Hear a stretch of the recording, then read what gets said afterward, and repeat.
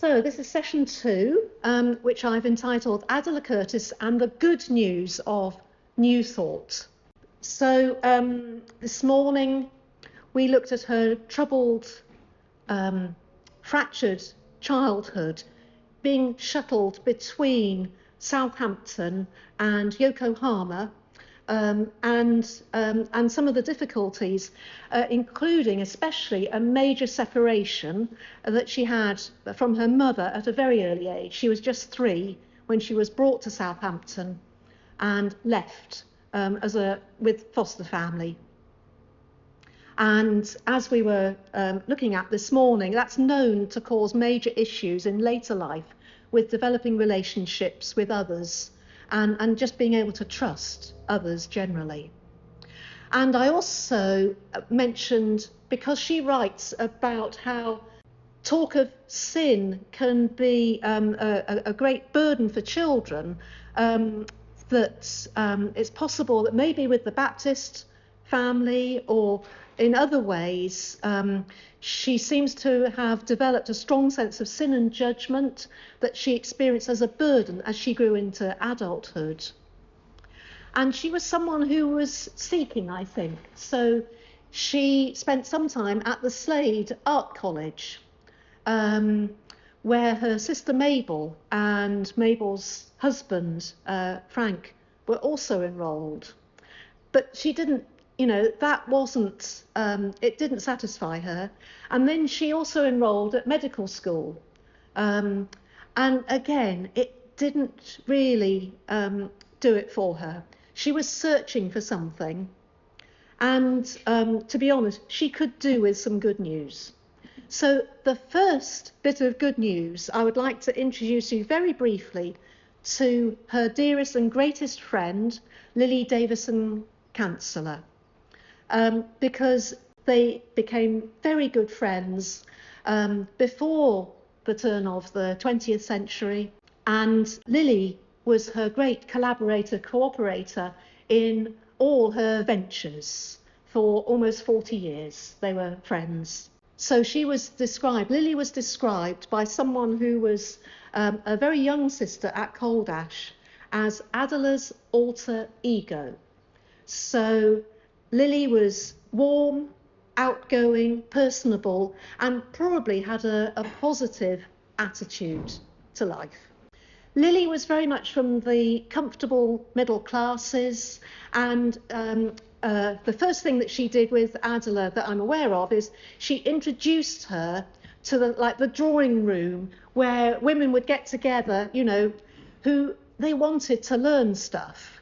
Their education had been minimal, and Adela was someone who would lecture in English literature. She'd lecture in Greek literature as well. So she was already, before anything else, so this would have been in the late 1890s probably, Adela was lecturing, and Lily gave her this entry into this sort of drawing room kind of circle. And then they set up a bookshop together. By 1899, it began in Adela's flat in Chelsea to begin with, so I imagine they were doing sort of just selling books, sort of mail order, that sort of thing. But then they moved to much grander premises, and I just wanted to show you a picture because I'm proud that I found this photo. Now can you see, that's a map of Kensington. I'm not sure how clear it is. I wanted to show you the map because that red dot, can you see that? That is where the bookshop was. So this is Kensington Gardens, Kensington Palace. This is Kensington High Street, this road here, and that is the tube station. And this is a hotel just in the gardens there. So really, it's a very good position to have a bookshop. And you can see the sort of people they have in mind for their bookshop. You know, this in those days was a nice area. People with money, and they'd sell books in French as well as in English. You know, they expected people to be educated who were going to buy the books. And this is the hotel in which they had their bookshop. So this hotel was knocked down and a new one was put in its place. So you can't see this anymore. This is the one photo I have found. I went to Kensington and looked in their archives. And so the shop is going to be one of these, in these sort of arcades on the ground floor of the hotel. So rather swish, don't you think? So again, money is a really interesting. Where did they get the money? I mean, Lily came from, her father was a gentleman. He didn't need to work. So she would have had money. But quite where Adela might have got money is another matter. So then they both came into the orbit of New Thought. I'm going to look at some of the teaching of New Thought later on in the session. I want to show you where they were based and that sort of thing. Talk about that first. Kind of lead us up gently to the trickier stuff. This is the Higher Thought Centre, which is in Kensington. It's not there anymore. It was there between at least 1904 and 1912. So this is just 2 minutes walk down from the tube station. And you can see the people who were wanting to have a base for New Thought in London were able to purchase one of these rather nice looking houses in Kensington. And it was the place where many people associated with New Thought would gather. So I mentioned earlier Basil Wilberforce, who was a Church of England, he was Dean of Westminster, so he was quite high up in the Church of England, but he was very interested and very influenced by New Thought and incorporated it into his sermons and his sort of way of being. He remained within the Church of England. But other people would gather here to meet together and to have talks, exchange ideas and listen to speakers. So it was a sort of it was a centre for people to gather together. And it was called the Higher Thought Centre because that's what a number of the early followers of New Thought in Britain called New Thought. I'm not aware that Adela ever did, but I'm sure that she would have visited this centre in her early days because it was one of the places where her teacher taught. So, who was it who introduced Adela and Lily? Adela's sister, Mabel, you remember, those of you who were here this morning, her youngest sister, her mother's 10th child. Adela and Mabel were like the closest of the siblings, and Mabel and her husband, they were all drawn to New Thought. Here is Dr. James Porter Mills.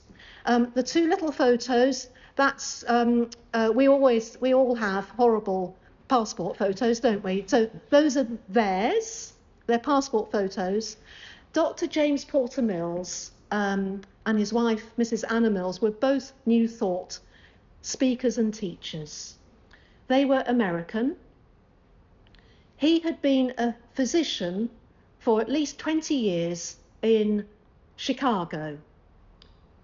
He was very likely to have been introduced to New Thought by someone called Emma Curtis Hopkins, who was a renowned teacher of New Thought in Chicago at the time when Porter Mills and his wife were living there.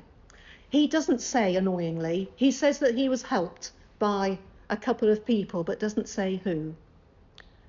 Whether it was because she was a woman, I don't know. Maybe. But Dr. James Porter Mill's story was similar to so many people, that so many converts to new thoughts, that through it he was healed of various ailments that he had. He was a physician, but all his physician knowledge, it was impossible. He couldn't heal himself. He couldn't find the help that he needed. He even went to Freud for a while in Vienna. None of that seemed to help. But this introduction to new thought, he was cured through that of various ailments. And that's a common practice, a common experience. If you read any sort of backstory to the many new thought teachers that there were at the time, it's often because they've been healed of ailments that just didn't seem to, nothing else had an impact on it. He was so convinced by new thought, he gave up his medical practice and he travelled to Australia as new thought lecturers, both he and his wife. This is in the late 1890s. And they were lecturing there for almost 2 years, and they were key people in introducing new thought to Australia. As well as the Higher Thought Centre, they also had their own centre in Kensington, in Logan Place at one time, and then later on in Mayfair. So I think, you know, it wouldn't be at all surprising if Adela did go to the Higher Thought Centre, but she trained under Porter Mills for 4 years. Almost certainly most of that would have been at his own centre. So by 1907, Adela had herself moved into Kensington. This is further out. You can see from this photo, this is an artist's studio that she's moved into. So at this time in 1907, she's probably got a small following of new thought people. It's a modest start, but she seems to have been very successful. You know, the numbers of students she got. So basically this was like an artist's studio with a tiny little bit of living quarters for her. Then she moved to much bigger premises. This is where Adela moves to, Scarsdale Villas. It's 5 minutes walk from Kensington High Street. So this is what it looks like. So number 10 is the one she moved into, this one here. So it's 4 stories. It's a big place, and you can see that this road, they are semi-detached. So they're bigger than the ones in the Cheniston walk. And what she did was, in addition to the big house, she had a studio built right out the back of this, covering the whole of the back garden. That's where she did her teaching. So, you know, she's got money from somewhere to have this really quite impressive looking place. And the school that she set up, first in Pembroke Walk and then here, offered classes of silence, classes of meditation, and both of those were an hour long, and then there were private lessons of 15 minutes duration. And the private lessons, this is what she says about them, and basically this is where the healing work that she did would take place in these 15-minute sessions. They're given by appointment only and are, as a rule, silent. No form of suggestion, influence or control is taught or practiced in the school. The work of healing the body and quickening the intelligence of the soul through the realization of the divine consciousness is of a higher order than can be obtained by these psychological means, and all students are warned against them. Now, this is interesting.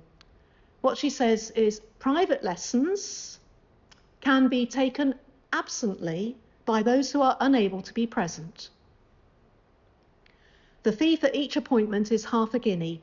All fees are received by the secretary and are paid into the Order of Silence Trust Fund, established by the wardens to endow the work of the order.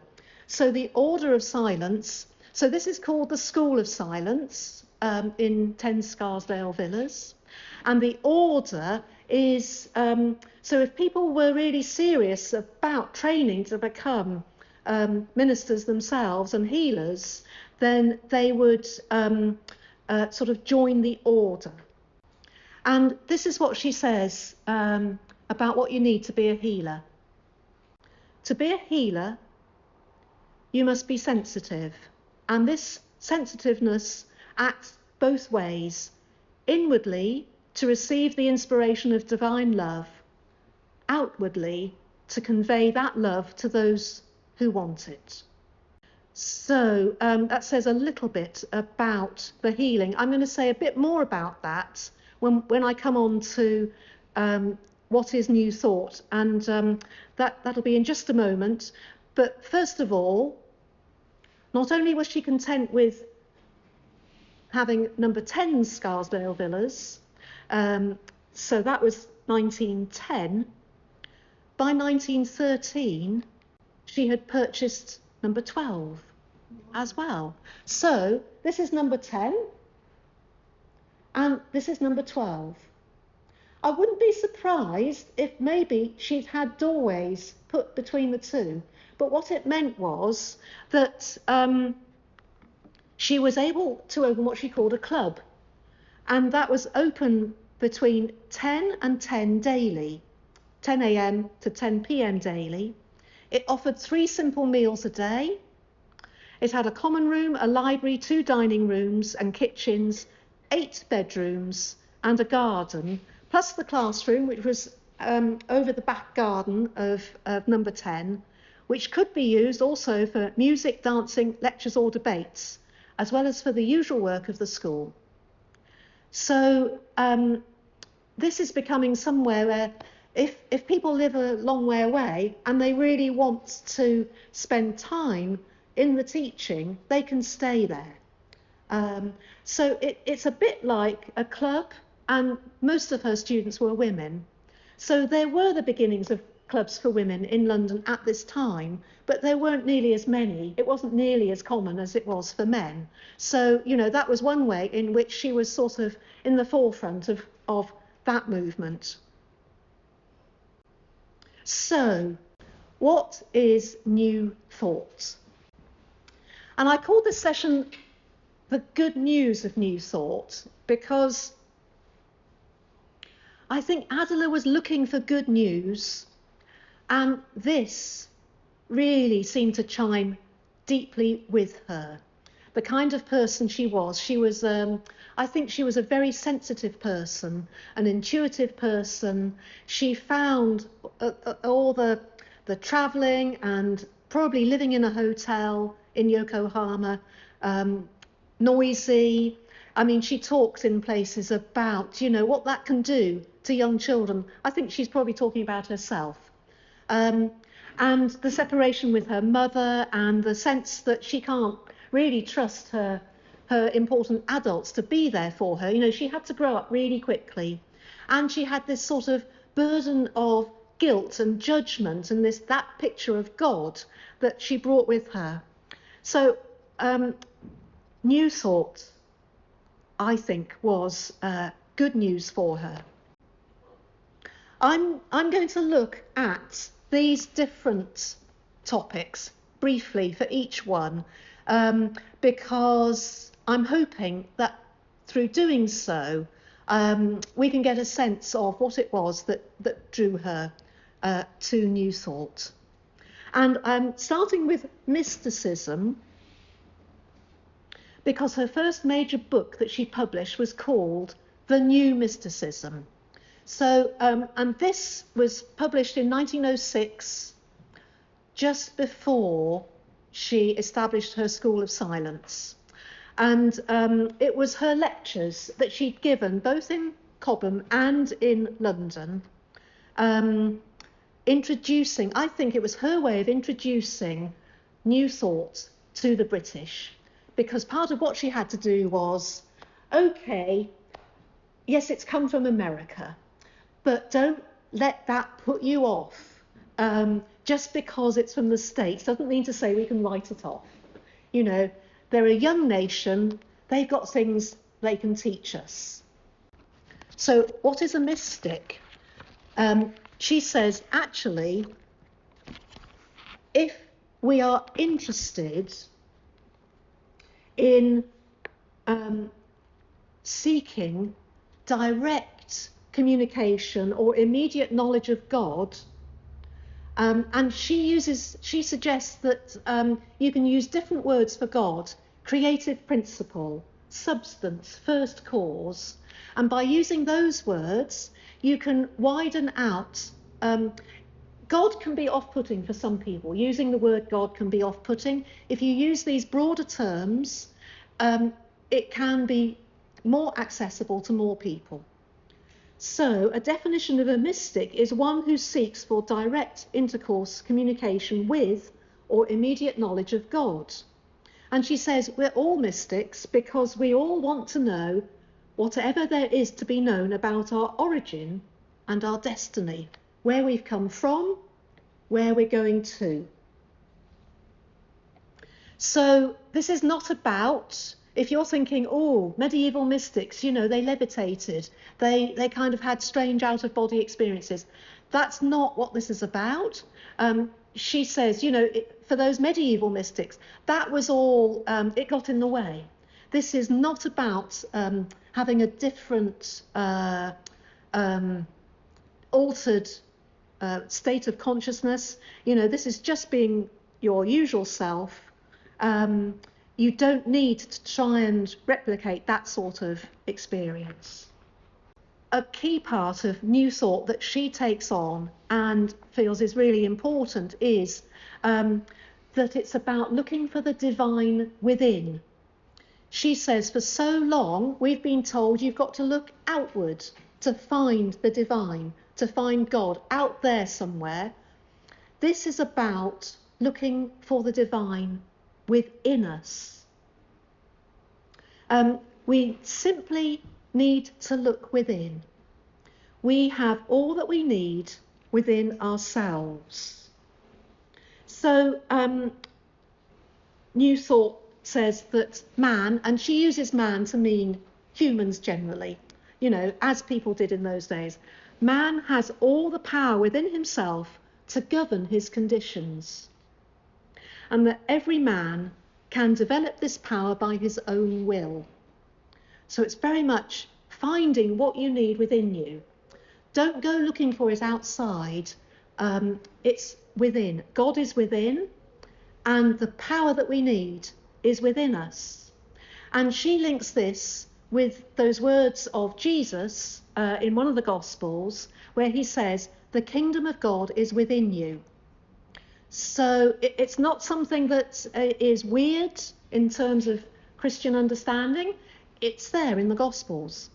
The kingdom of God is within you. But the New Thought understanding about what that means is different. Silence.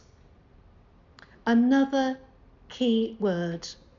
And you would have noticed perhaps in the description I gave of the healing session, she said it would usually be conducted in silence, because it's in the silence that's where you can discover the divine, the creative principle within you, in the silence.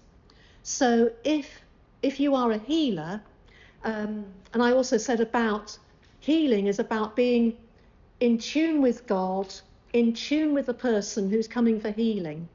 It's that. So it's not about touching the person. It's not laying hands on. It's not about any words that you say. It's about channeling, being a channel for God's healing between you and the other person. And that's why you can do absent healing, because you don't need to be in the same room necessarily. And even when she was here, she would routinely, part of her practice here was to do absent ministries for people. People would write in and say, please can you give me an absent ministry? And I guess they would agree a time when it would happen. And so she would be channeling, here, and the person would be prepared to receive whatever came their way, wherever they were. And it was a routine, a part of what she did. She says, to encounter the divine within, we must learn the science of silence. And I think that word science is a key part of this, a key part of New Thought, and part of the reasons why I think it was good news for Adela, because this is where I won't go into it a lot, but Christian Science, New Thought and Christian Science were very closely linked in the beginnings. It was Mary Baker Eddy who put clear boundaries around what she was doing and sort of ejected people who wouldn't do what she said, that brought New Thought into being as well. But they all believed that this was scientific, that God, the creative principle, worked according to laws. So unlike, you might, an example of a prayer in some traditional churches, please, we pray for healing for so-and-so, and you would hope it might happen, but you wouldn't know. For New Thought, this is how God operates. Therefore, when you pray, you can be confident that it's going to happen. And so when I was in the States, what's something that struck me when I was with New Thought groups on Sundays, they wouldn't say amen at the end of a prayer. They translated the Greek word as and so it is. They would say, and so it is. So believing it was going to happen. Because if the universe operates by laws and God operates by laws, you can rely on God operating through those laws. And she talks about needing to let the old, the false God, go away, because that is false. So this God of sin and judgment, Adela says the only sin there is you doubting your powers within. That's the only sin. This is partly why I think it was good news for her. She felt release from this burden of sin and judgment that she'd grown up with, because the only sin is to doubt the power within. And she says that an order of silence has been discovered by some, which is more powerful than any form of mental suggestion. And by this, they can bring others who are in subconscious sympathy with them into union with the spirit or principle of life, which is one in us all. This is not about the few becoming healers. This is open to everyone. This is power that everyone has within them. And everyone can heal themselves. And it's not just about bodily healing. It's about, you can change. If you want part of your life to change, you have the power within to change it. I think there's a strong link here with the sort of, I can't think of the word to describe the movement, but associated with America. If you want something, you can go and get it. This can-do attitude, I think it's linked with that. And the power of positive thought, which was another sort of big movement. So healing, as we've seen, it's a key aspect of New Thought. And Adela was healed by James Porter Mills of various ailments. And I think that's, like with many others, that's what convinced her of the truth of this. You know, she wasn't just hoping for the best. She had got actual proof in her body. That's how I think, you know, we're encouraged to see it. If you can encounter the divine within, if the only sin is doubt in your power, then you can change all aspects of your life for the better. It's a positive message, I think, a very positive message, and she was convinced by it. And I think that's where things like moving from a little artist studio to buying a big place, you know, in the heart of Kensington, she's acting on it. You know, if you trust that you can make these changes, step out and do it. And I think that's where the impetus for the hugely ambitious Coldash experiment came from. You know, if you're acting on the belief that you have about your own power, and that is connected with God being within you. And so something about the power of the mind, one of the messages of New Thought is that I understand, and that Adela often talks about, even years later when she's moved away from some of this. It's important not to harp on about the past, about regrets or hurts. Because if you do that, you're much more likely to stay in the old harmful patterns of thought, and they are going to impede the way in which you can make use, you can sort of grasp this power within you.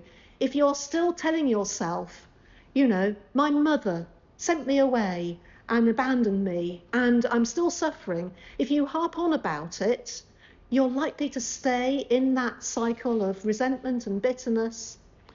Put it away and focus on the positives. If you keep on talking about sin, it can be overwhelming for a child. Well, it can be overwhelming for an adult. I think that was probably from her child's experience, that there was a fair amount of talk of sin and it was too much for her. Don't talk about sin. Don't focus on what's wrong. Focus on affirmations. You need to retrain your mind.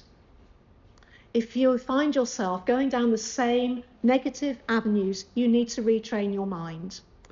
And this is where the use of affirmations or the kind of meditations I think that are in the books and that some of us experienced this morning in the chapel.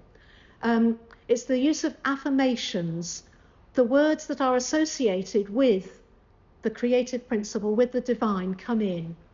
If you are exposing yourself to these words that are telling you that, you know, God, spirit, breath of God is my inspiration. If you're sitting with that, you're helping to lessen the hold that the more negative things that you've brought with you, the past, it lessens the hold that it has over you. And in 1910, when she moved to Scarsdale Villas, that's when she had the books, The Way of Silence, published. And so her practice was to give lectures and then to get them published. So she gave those lectures in her studio flat to begin with, had them published, and then they were much more widely available for a larger audience when she moved to Scarsdale Villas. Evolution. That's interesting, isn't it? Because we can think, oh, well, you know, for many people, in those days when evolution was a new thing, you know, Charles Darwin hadn't, you know, it's only a matter of decades since Charles Darwin had brought out his book on evolution. We can think that most people who had some sort of faith were challenged by evolution. Well, that wasn't the case. And for New Thought people, they grasped evolution as a positive. And Adela did too. It's a key aspect, I think, of the good news for her. Because this is about the understanding that humanity is evolving into a new order of consciousness. What Adela says, what she argues, is that there is 3 states of consciousness. So we can see that the physical is like an earlier stage, and that's to do with the body. And I think that would be a general understanding of evolution, that then we have evolved as a species. So psychical means to do with the mind and the soul. So this is about survival and reproduction and all the stuff that we need to keep our body going. This is to do with the mind, and what's here is also culture, music, art. So Western white civilization would say, well, we've evolved from the brute people, who are just interested in the physical and the body. We've evolved into these people who have a cultural life and enjoy the finer things, that are to do with the mind. What Adela says is, we might think, and I'm sure some of us in this room, myself included, would consider that much of that is spiritual, or where we have a link with the divine through music, through art, through those appreciations. She says this is not spiritual at all. We have to evolve into this new spiritual consciousness, which is about the spirit. Some of this is the same as other New Thought teachers, but the fact that we need to be evolving into a brand new sort of being is, it's her. I think this is her. And so it's not about saying, oh, the body's nasty, we can pretend we haven't got bodies. It's what she's saying is the evolution of matter is the evolution of consciousness. So matter is closely linked with our minds, and it's all evolving into this spiritual state of consciousness. This is about perfection. That's what she's saying. This is about perfection. So she would say that people like composers and artists, in order to become a genius at what they do, they have to sort of deny themselves some of the bodily wants, desires, in order to achieve genius here. What she's saying with this is, in order to become perfect here, you have to let go of this as well as this.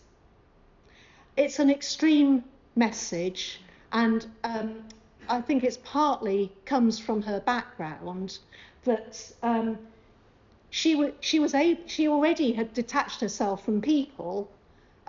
It wasn't difficult for her to sort of envisage this as a possibility. This is what you aim for. You probably need to jettison these, well, you do, she says, to achieve this. And this is where you will find God. Not in this or this. And she, at this stage in her life, she follows the New Thought understanding So Christ isn't, they would say, Christ is not like the surname of Jesus. Two different beings, if you like. So Jesus, she writes, is the one man we know of who realised in objective existence his original perfection as the Son of God. So Jesus reached this, the perfection. And that's how he became the Christ. What she is saying is, we can all become the Christ. So he was like the perfect example, but we can all achieve it now.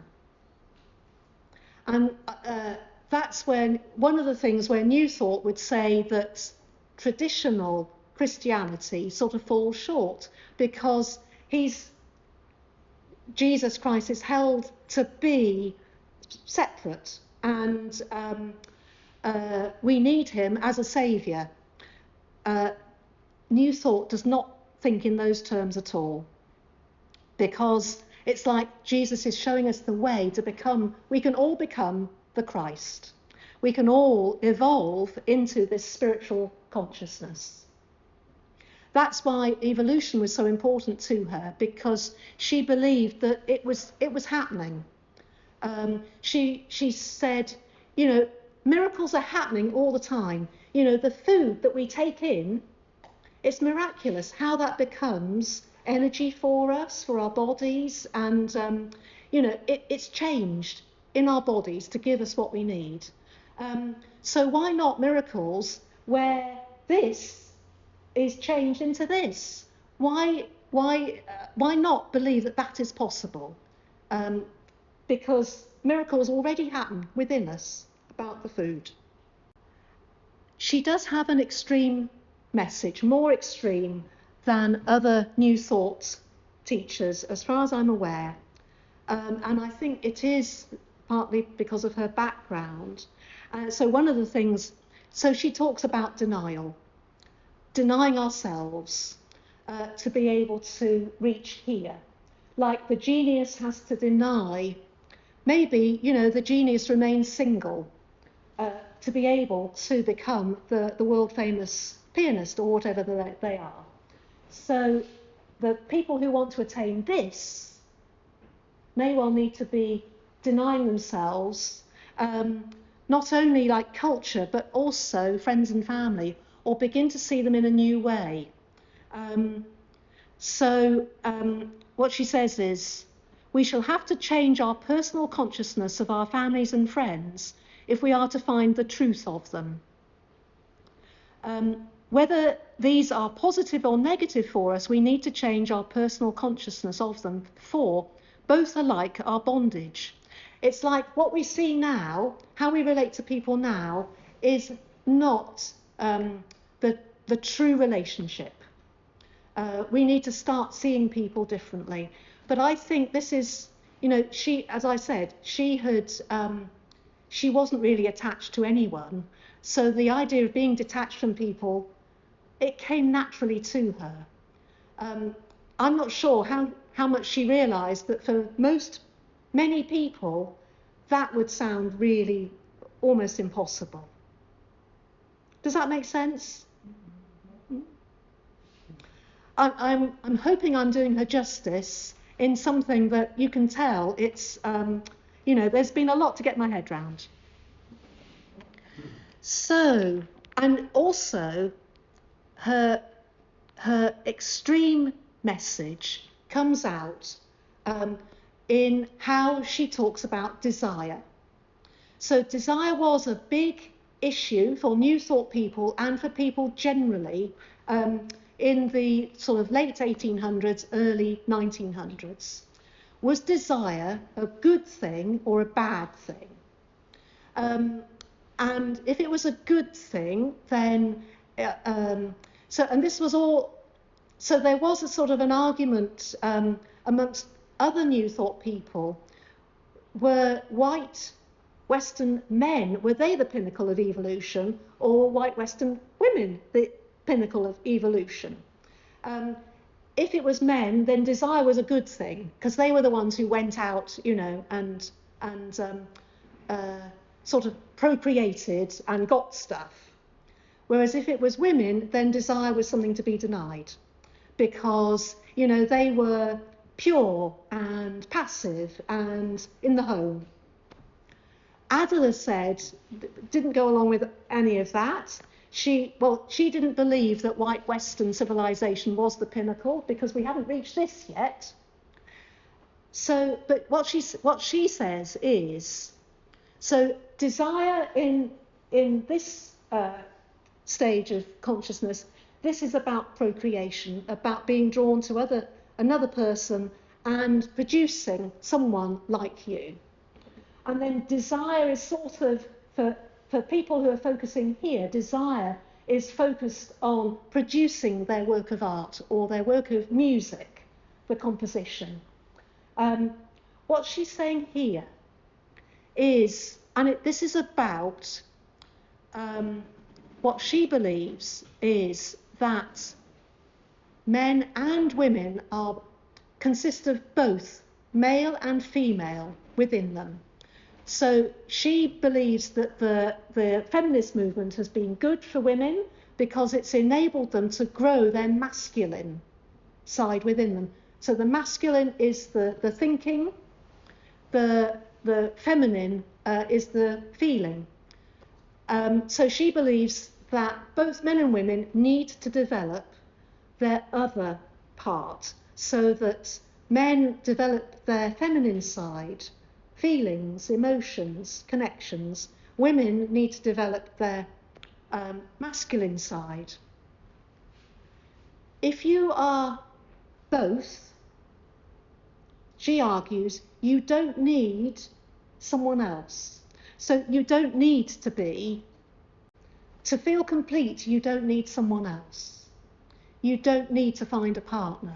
And so she is advocating a life of celibacy, really, and to turn your desire not outwards towards someone else, but inwards to drive the changes within ourselves to bring us to this.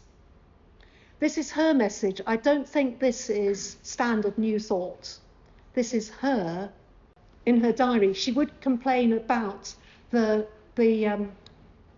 femaleness of the sisters who hadn't developed their masculine enough, presumably.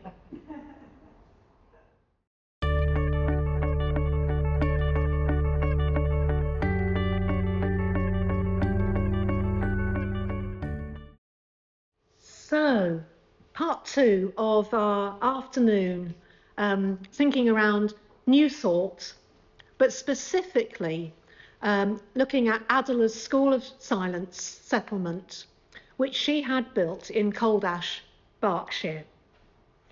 Really turning an ambitious vision into a reality.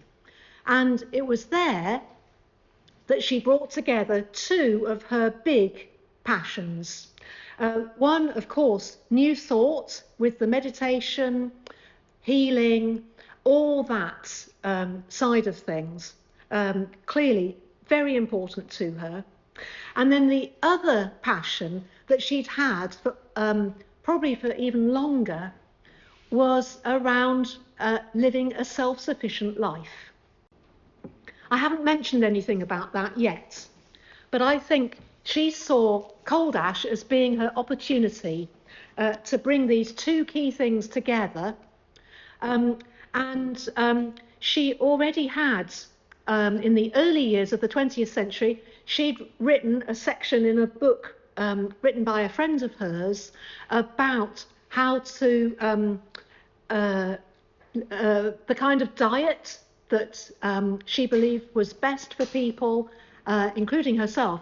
I mean, I have to say, sometimes you get people who say, oh, well, this is good for you, and they'd never do it themselves. Adela wasn't like that. She did it. She did her best to evolve into this spiritual being, I'm sure. You know, she was absolutely wholehearted about it and denying herself in those ways. And with the self-sufficiency and food that is produced, you know, she really wanted to make a go of it. And I think this was also partly, it's not just about food, but it's also about belongings and what we fill our homes with, and how we heat our homes. For example, that, you know, she would say, why should we ask someone to do a job that we wouldn't be prepared to do ourselves? So if you put coal on your fire, you're requiring someone to go down the mine to extract it. You're putting a burden, you're oppressing someone else. So that was a key part of her approach to self-sufficiency, and not being a burden, as far as possible, not being a burden on other people. That's partly where she was coming from. And I've just been introduced just recently to this book called An Almost Impossible Thing by Fiona Davison. And in this, so Fiona Davison follows the careers of early women gardeners in like Adela's time, because gardening was felt to be a suitable occupation. They were talking even before the First World War about there being a surplus of women, and the problem women were the middle classes and the upper classes. If you're lower class, you're going to find yourself a job, aren't you? But if you're middle class and upper class, what can you do? So this was one of the ways forward, was for women of that sort of class, middle class, to train as gardeners, so that they would, you know, have a useful life. And one of the people in here, Edith Bradley, her vision is about women living on settlements doing gardening and trying to grow their food so that they were self-sufficient as possible. I thought, wow, this is just part of where Adela was coming from as well. You know, what's the likelihood? Probably quite strong that she came across this sort of thinking, but she put it together with the new thoughts, the meditation, in a way that I'm not sure anyone else did. So just really interesting, you know, to realise that there were other women around the same sort of time who were seeing gardening as a way of living a fruitful, sorry for the pun, and, you know, satisfactory life, that you had a sense of purpose and that you were doing more than just sort of sitting around, you know, with social engagements. She had this big dream and found the money. And we'll see tomorrow, those of us who are in the morning session tomorrow, she was a very popular speaker. So there was money coming in towards the School of Silence. People would flock into Kensington to hear her speak. She was very, very I think, charismatic, and you know, people loved to hear her speak. So there was money, and she decided to have this School of Silence settlement. The place that she chose was 250 acres of farmland, not all that far from Hermitage rail station. So again, if you wanted to come from London, it wasn't difficult to use public transport. In the days when, you know, most people didn't have cars. It was the early days of cars. I think the plan that the architect drew up is a thing of beauty. And you can sort of see, is it like arts and crafts or Art Deco, the kind of the writing, and it's beautiful. So this, at the bottom here, this is where the main buildings were planned and built. Some of these names of people who own bits of land were associated with the School of Silence. So I was saying to Russ earlier, Did they live there first and say to Adela, this, it's coming up, this piece of land, move here now? Or was it that she got the land and then they decided to join her? I mean, for their names to be on a plan, they would have to have been there, I think, before the main buildings were built. So that's 250 acres. Then this is the plan of the actual buildings. So that is a sort of quadrangle, that's open to the elements. This is like a Greek theatre, this is open to the elements. This is the main house where most of the students would live. This is the warden's lodge, where Adela lived as warden originally, and then the water tower will be there somewhere, here I think, and a sort of lodge where people came in to the whole site, where someone would, check up who it was. And the architect was someone called James McLaren Ross, and he went into the army during the First World War. Of course, he was designing this before the war, went into the army, and then he returned into Adela's life because he is the architect who designed the main house here. So we got a picture of him and Adela, quite a bit older, sort of when that house is being built. So who do you get to make sure that it's actually built? Someone called Frederick Charles Kent, the builder's manager, and I'm delighted that his grandson, Russ, is with us today. And thank you very much for coming. Thank you for the invitation. I certainly wasn't expecting that. And you've done quite a bit of research, haven't you, into your grandfather and his work, and you have discovered some. Do you want to say a little bit about? So the next slide is actually the main building with scaffolding. In progress. Yeah. Yes. Do you want to say a little bit about what his role had involved and? Yeah, if you like. Basically, he was about 31 when he took this job on. He worked for a company that eventually became bigger and bigger and worked all over the UK. But at that stage, this is one, I think, was probably the biggest thing they'd done. It was based in Buckinghamshire, and he started from scratch. He was in charge there of all the work, but of course the World War came in while partway through. And so his workforce was very, very diminished. But just to mention that side of it, and we'll move on, but during the war, until about 1916, married men were excluded from service unless they wanted to volunteer. He had volunteered, but didn't turn down because he was overweight. And he was married. He was married, and when he started there, he had 4 children.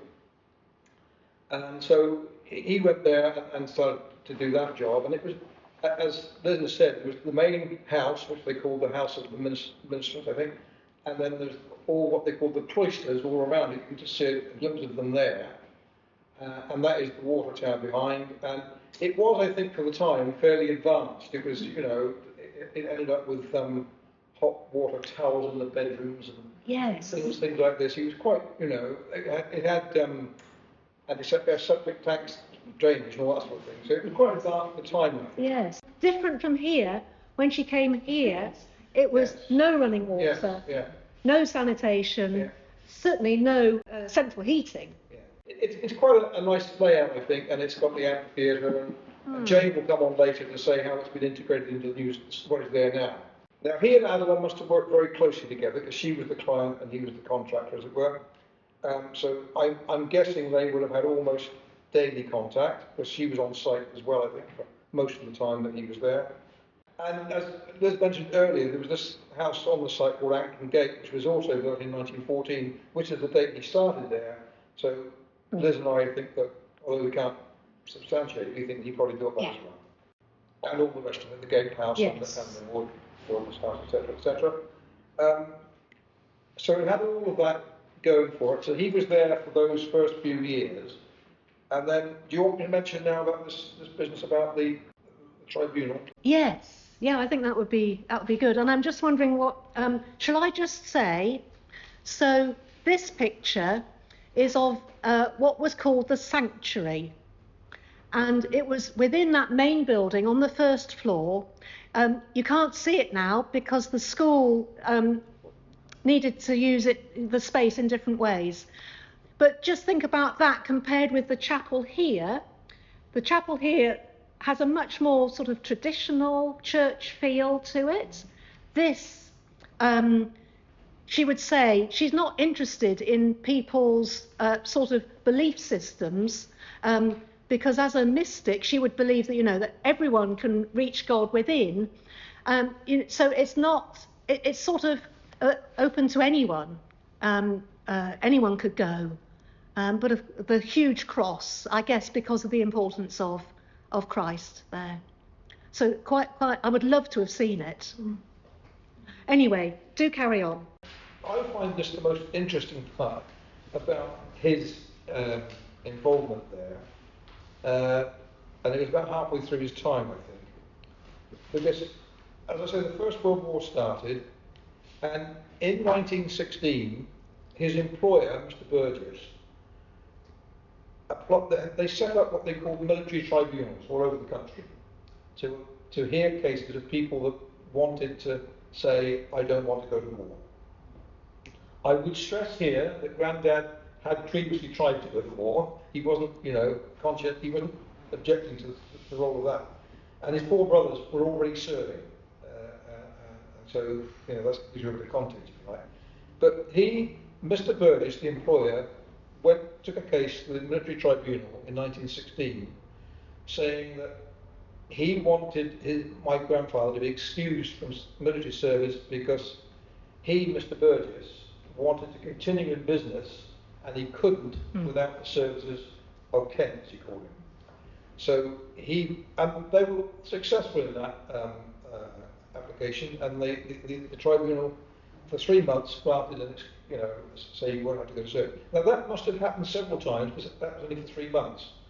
But by 1917, I think it was, another case went to the same tribunal, and again it was Mr. Burgess that applied, and he was confronted, if you like, at the tribunal by the clerk of the tribunal saying, we've had letters from the two ladies running the case, the premises that were silenced in Coldash. And the clerk of the court read out those letters, and he made it very clear, he says, that they were saying, I've got all this from a newspaper report at the time, so whether you believe what you read in the press or not, this is nothing for you. But this is the local press, so there are aspects of it which must ring true, I think. I'm just trying to find, I really doubt them. I'm going to read it to you, the document when I find it. Here it is here. It doesn't take long. It's headed up, a peculiar case. An application was put in on behalf of Frederick Charles Kent, 34, builder's foreman. Mr. E.H. Burgess, Gerrard's Cross, stated the man was fitting up a farm and farm buildings for some ladies in Berkshire under a certain scheme. The man was working for the applicant and managed affairs generally with regard to the laying out of the farm. So straight away you think, well, this isn't a farm, but anyway, there we are. The clerk said letters put in showed that the man was managing the estate. Mr. Burgess said, the man has been in my direct employ for 7 years. He has passed for C3. Now that was a categorisation of individuals, whether they were fit to go to war or not. And C3 meant that he was fit for, how do they put it? Because he was overweight, he was fit for sedentary duties at home bases only. So that's what C3 was. And the farm being prepared for the order of silence.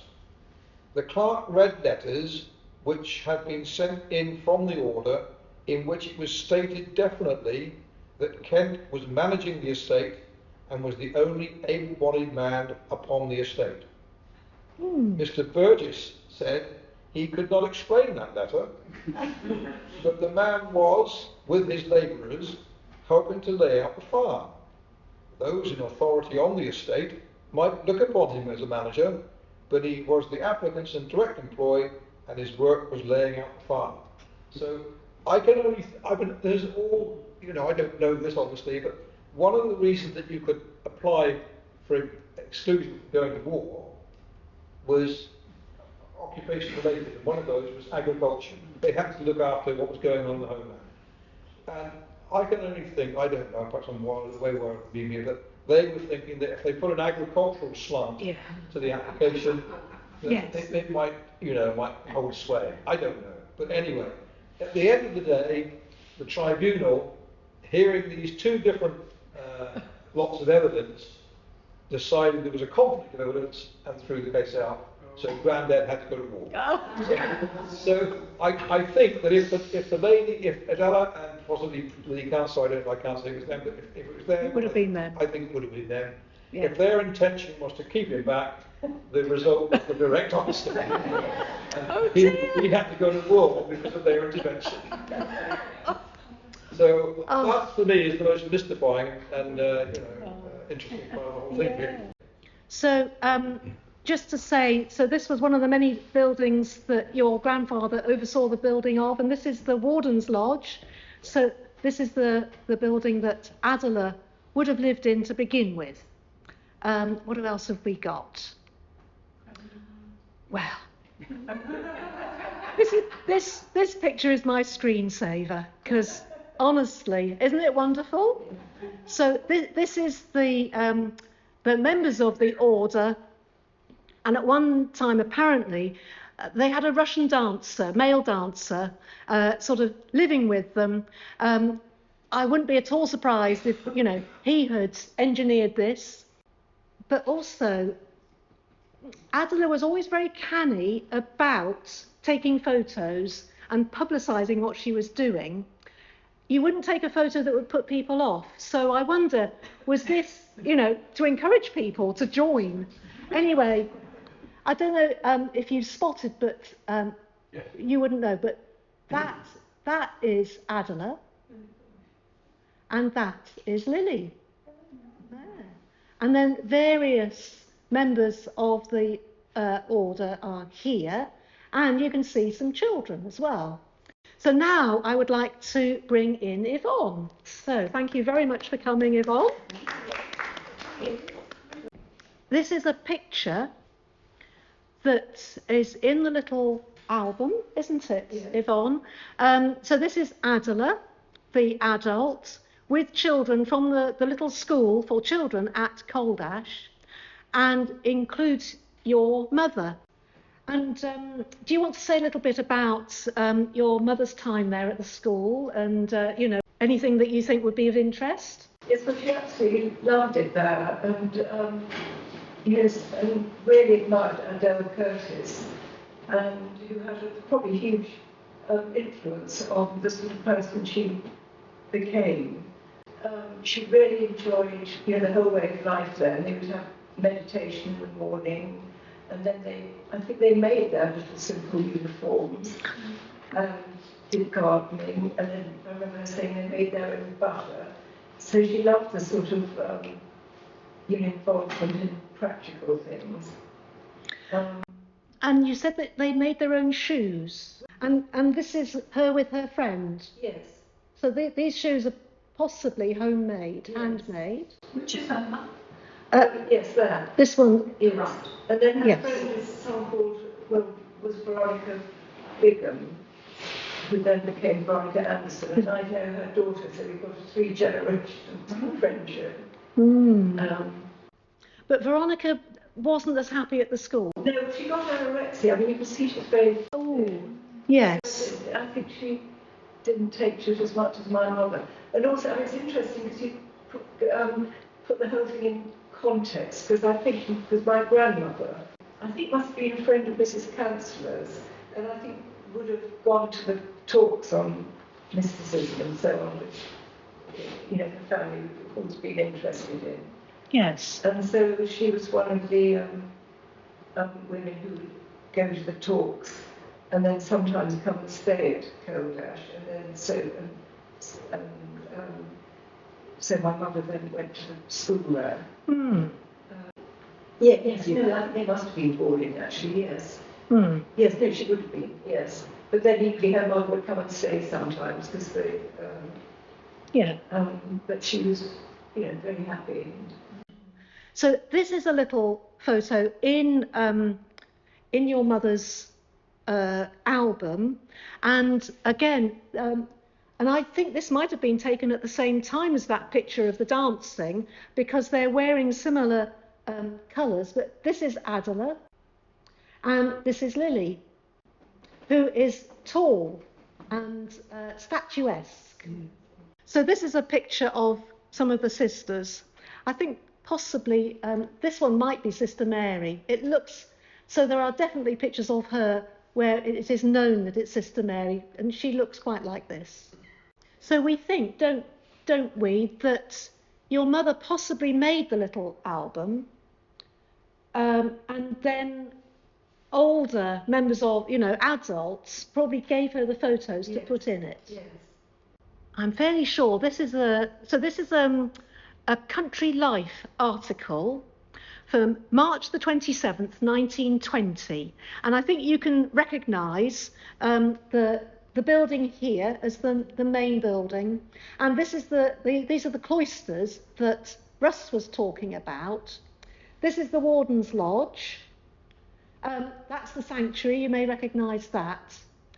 The irony is, by March 1920, when this building is appearing in Country Life, really, it was all over as the School of Silence, the House of the Order of Silence, as it's called here.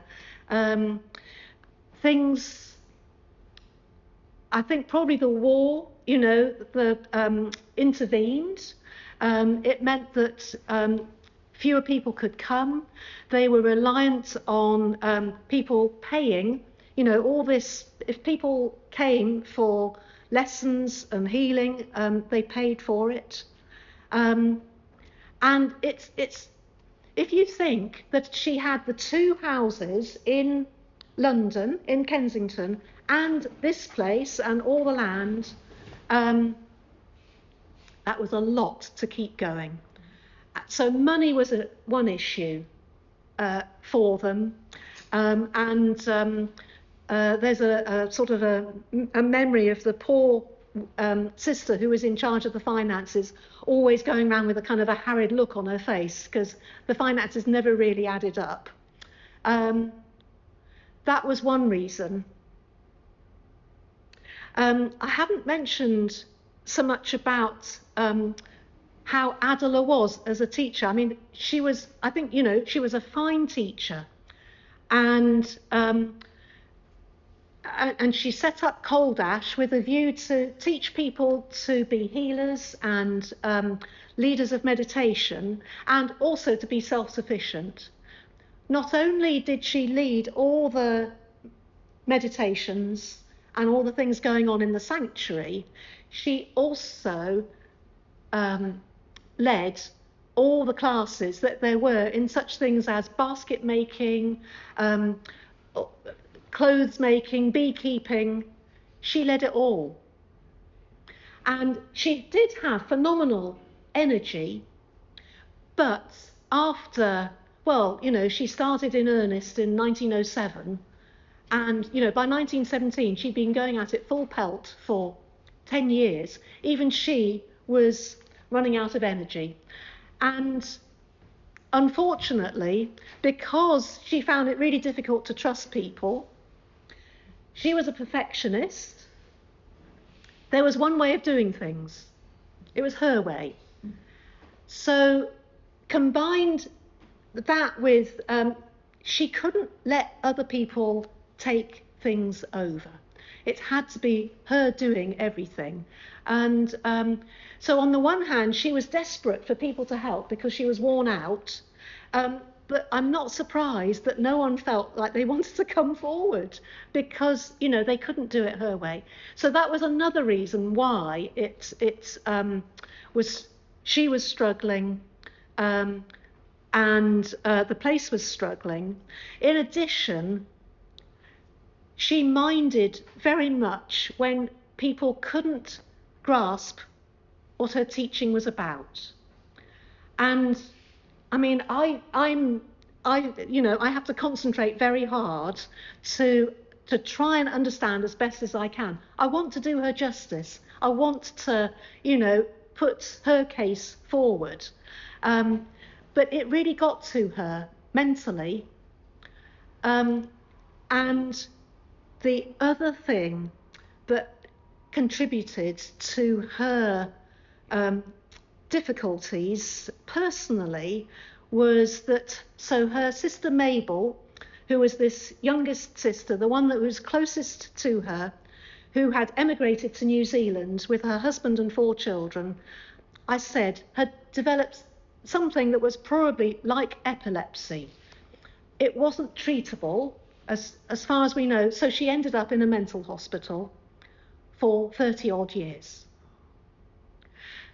Adela was a healer. You can do absent healing. You don't need to go to New Zealand. And I imagine that she had had some success as a healer. And she writes in one of her notebooks, try as she might, she wasn't able to do anything for Mabel. She couldn't cure her, she couldn't relieve her in any way. And I think all those things combined led to a crisis of identity. If you have established yourself as a healer, a successful healer, for over 10 years, but the person in the family you feel closest to, you can do nothing for. What does that say about your healing abilities and your ministry as a healer? So I think all those things all came together at the same time, and she had a breakdown. And there's rather an upsetting little thing in one of the books that was produced by the school, sort of just showing that she was obviously under severe strain when she left Coldash. Anyway, so the School of Silence had to be sold. They'd run out of money. This is a picture of the sale document and the front of it. And inside it marks down, someone was clearly at the sale of all the contents of the buildings, and someone had written in what each thing got at the auction. So quite a poignant document. What her nieces say is that, so she was a trusting person, that's interesting, isn't it, financially, and she didn't get back from Coldash nearly as much as she should have, really. So she had money enough when she came here to have the farmhouse built, but she said that would take all her capital to build that. And then once she had it built, she didn't have much of her own money then. Anyway, folks, thank you so much. It's been really interesting. Thank you for your contributions, being with us today.